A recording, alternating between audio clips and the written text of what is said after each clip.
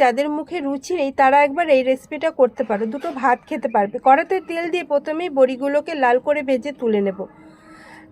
আবার ওই কড়াতে খানিকটা তেল দিয়ে 4টে শুকনো লঙ্কা, 10 থেকে 12টা রসুন কুচি একটু হালকা ভেজে নিয়ে পেঁয়াজ কুচি আর কাঁচা লঙ্কা দিয়ে দেবো। এখানে যে যেরকম ঝাল খাবে সেরকম দেবে। দিয়ে দেবো 1 চামচ জিরে।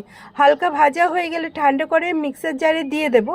এবার ঠান্ডা হয়ে গেছে পেস্ট। এবার কড়ার মধ্যে বাটা মশলা, বড়ি, কুচনো টমেটো, কুচনো পেঁয়াজ, কাঁচা লঙ্কা, নুন, হলুদ, কাশ্মীরি লঙ্কার গুঁড়ো, সর্ষের তেল ভালো করে মাখিয়ে নিয়ে এবার বাটি ধোয়া জলটাও দিয়ে দেব।